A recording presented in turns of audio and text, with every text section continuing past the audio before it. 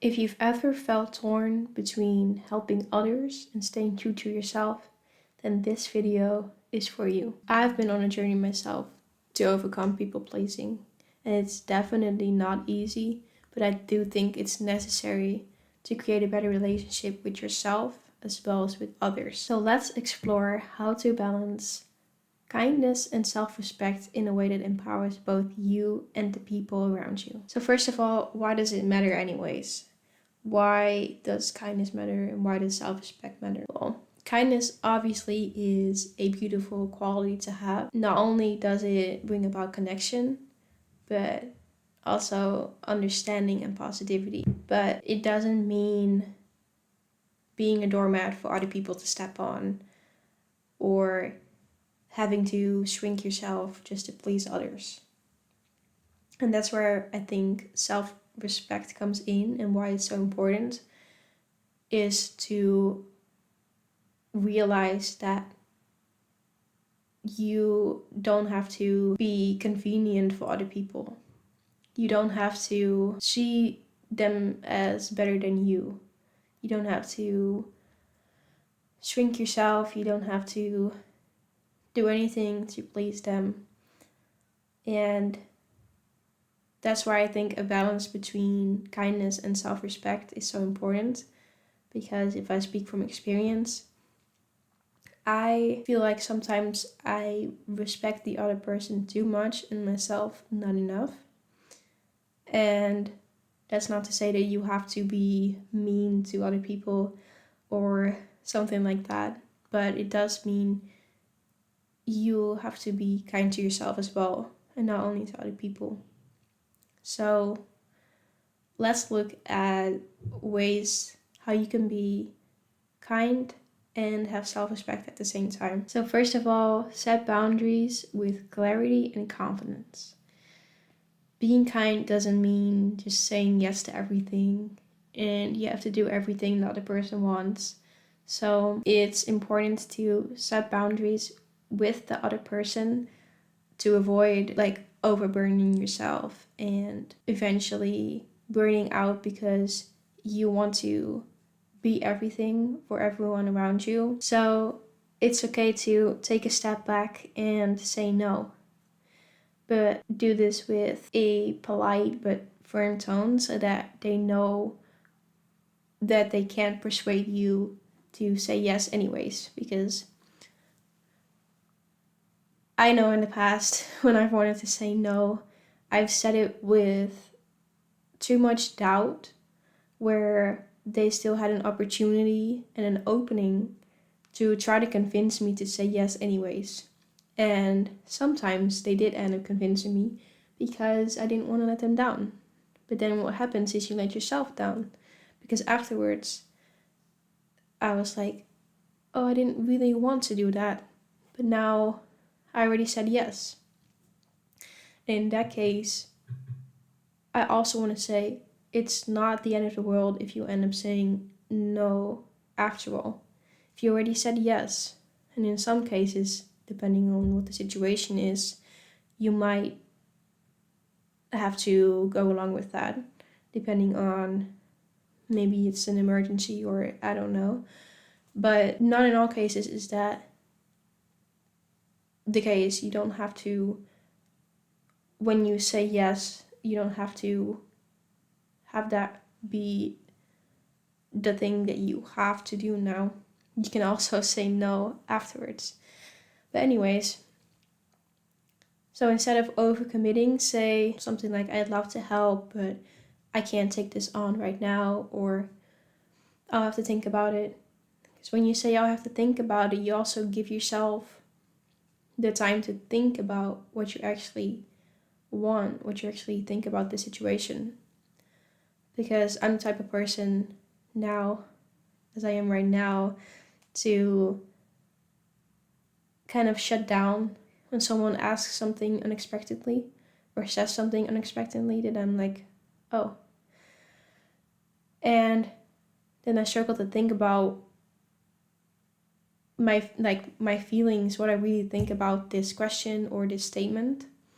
So if you tell them I have to think about it, you kind of build that extra time for yourself where you can really reflect on the situation and ask yourself what you truly want. The next tip I have is to practice active listening. So sometimes being kind is just as simple as actively listening to someone.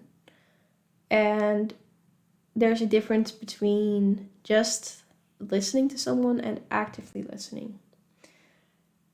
Like, think about how many times you're in a conversation with someone and they're talking, but you really just are zoning out and you don't know what they're truly saying. So yeah, sometimes being kind is just as simple as actively listening to them and hearing them out and asking questions. And you don't always have to solve their problems for them. That's what I'm trying to say. You don't always have to fix someone else's problems or agree with what they say. You just have to be there and be present and hear them out and show that you're empathizing with them, and that can go a long way already in being kind and them feeling like they're heard. Also, when you're making a decision or getting back to someone, you don't have to over explain yourself. This is a big one for me as well. I always feel like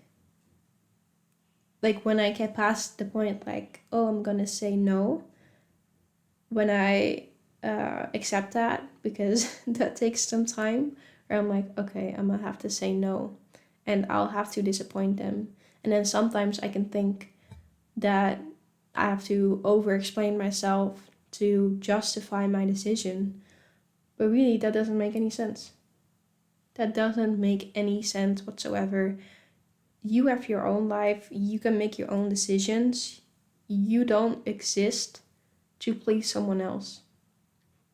So stop over explaining yourself, because it's truly not necessary. And I feel like oftentimes the receiver of the explanation is even better off and thinks about you more highly if you keep it short. And it's not about what they think, but if you're over explaining to make them think better of you, to not let them down, then it can help when you think about it like that.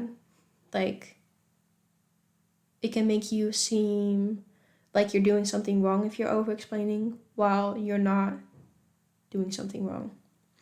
So just be concise and be confident in your response to them. And then the last tip I have for you is to balance giving with receiving.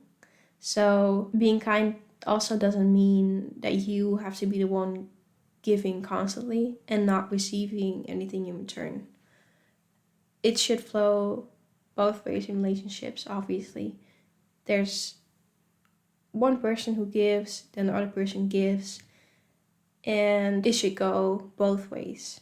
It should always be, it doesn't always have to be equal, like, oh, now you give, now I give, now you give, now I give.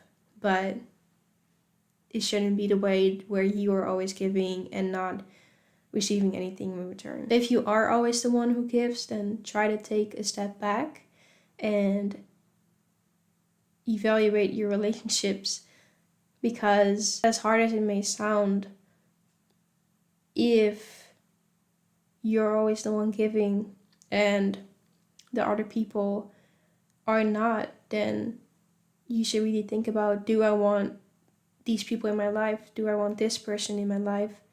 Because the people around you who you are close to, they should care about your well-being. They should care about what you want as well. So if you feel like they don't, then yeah, like I said, try to sit back and evaluate whether you want this person in your life or not.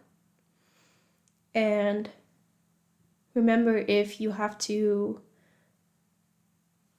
cut someone out, I always feel like that sounds harsh, But remember that you can do this in a polite way too, and it doesn't have to be a negative situation, because whenever you cut someone out, there's gonna be more room for people who really align with you and people who really care about your well-being to get into your life. So something goes out, something comes in, and the thing that comes in will be better than what was there before if you work on yourself as well. So I want you to remember that you deserve nice relationships. You deserve healthy and loving relationships in your life, and that being kind and having self-respect don't have to be mutually exclusive. They can coexist together in this nice, warm, cozy space, and they're truly partners. And when you respect yourself, your kindness becomes even more genuine and impactful, because it comes from a place of authenticity and not obligation. That's how I try to view it now, is when you people please, you essentially give from a space of lack, or you give from a space of obligation. And when people truly care about you, they want you to give because you actually want to. And if they knew you're just hanging out with them because you feel like you have to at that certain time, and you don't truly have the energy, or you're not in your best state, then they could also feel that it's ingenuine, and that they would rather just have you, that you just have said no and hang on another time when you feel better. So yeah, try to think about it that way, is when you're truly respecting yourself and respecting your time and energy, you show that, and people feel that you're being more genuine, and that helps strengthening the relationships you have with yourself and others. So if you found this video helpful, then don't forget to like this video and subscribe for more content like this, because it's surely on the way.